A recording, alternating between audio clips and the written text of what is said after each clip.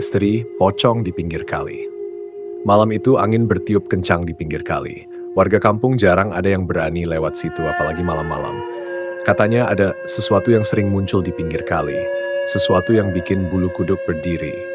Dan bener aja, malam itu aku sendiri ngalamin. Aku lagi pulang dari rumah teman, kebetulan rumahku agak jauh dari kampung. Jalan satu-satunya ya harus lewat pinggir kali. Suasana sepi banget, cuma suara aliran air yang kedengeran. Lampu jalan juga cuma nyala 1-2, jadi bayanganku makin panjang di sepanjang jalan. Tiba-tiba di kejauhan, aku lihat ada sesuatu yang putih berdiri di pinggir kali.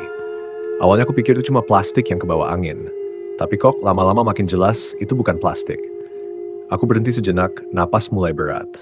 Bayangan putih itu makin jelas, bentuknya kayak pocong. Kakiku udah mulai gemeter, tapi anehnya aku nggak bisa lari. Mataku terpaku ke arah pocong itu. Dia gak bergerak, cuma berdiri di pinggir kali kayak nungguin sesuatu. Perlahan-lahan pocong itu ngelirik ke arahku. Matanya hitam pekat, kosong, dan dingin. Aku langsung keringet dingin. Rasanya pengen lari, tapi kakiku gak bisa diajak kompromi. Tiba-tiba pocong itu loncat-loncat ke arahku. Sumpah, detik itu juga aku langsung cabut lari sekuat tenaga. Gak peduli apa-apa lagi, yang penting menjauh dari pocong sialan itu.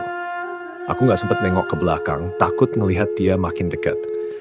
Sampai akhirnya aku tiba di rumah dengan napas ngos-ngosan. Waktu aku cerita ke orang rumah, mereka cuma bilang, udah jangan lewat pinggir kali malam-malam. Pocongnya sering muncul di situ. Aku cuma bisa manggut-manggut sambil ngusap keringat. Sejak kejadian itu, aku gak pernah lagi berani lewat pinggir kali sendirian. Apalagi malam-malam. Entah apa yang dicari si pocong di sana, tapi yang jelas, aku gak mau tahu lebih jauh lagi. Seminggu setelah kejadian itu, aku mulai dengar cerita-cerita aneh dari warga kampung. Ada beberapa yang ngaku ngalamin hal yang sama. Lihat pocong di pinggir kali. Bahkan ada yang bilang pocong itu kadang muncul bukan cuma malam hari, tapi juga sore menjelang maghrib. Semua orang makin takut lewat situ. Ada satu cerita dari Pak Udin, seorang nelayan tua yang rumahnya gak jauh dari kali. Suatu malam, dia ngaku lihat Tong Il duduk di bawah pohon besar di dekat kali. Pocong itu cuma diam sambil memandang air. Menurut Pak Udin, pocong itu kayak menunggu seseorang atau sesuatu, tapi nggak ada yang tahu apa. Mungkin arwah penasaran katanya sambil ngebenerin sarungnya. Aku makin penasaran dan nyoba cari tahu soal asal-usul pocong itu. Ternyata beberapa tahun lalu ada kejadian tragis di kali itu. Seorang pemuda kampung tenggelam waktu mancing dan mayatnya baru ditemukan 2 hari kemudian.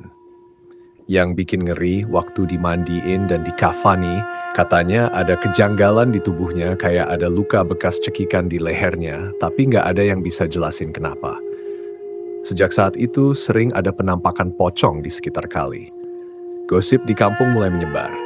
Ada yang bilang arwah pemuda itu masih gentayangan karena kematiannya nggak wajar.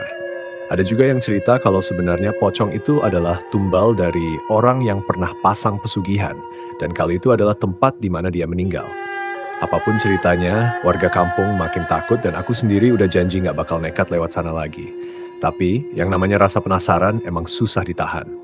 Suatu malam, aku dan beberapa teman kampung memutuskan buat melihat langsung.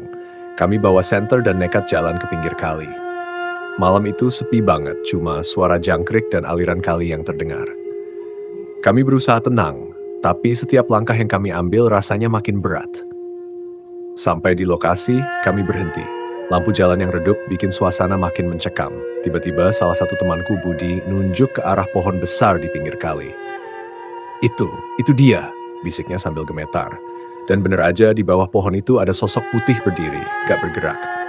Pocong itu kelihatan jelas dengan kain kafannya yang kotor. Wajahnya pucat, matanya hitam kosong, dan badannya gemetar pelan. Kami semua langsung terpaku, gak ada yang berani bergerak.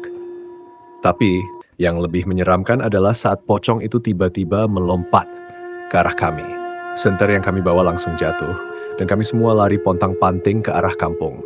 Gak ada yang sempat mikir atau lihat ke belakang, yang penting kami selamat. Sampai di kampung, napas kami masih ngos-ngosan. Semua orang heran lihat kami yang pucat pasi. Kami nggak cerita detail, tapi sejak malam itu nggak ada satupun dari kami yang berani balik lagi ke pinggir kali.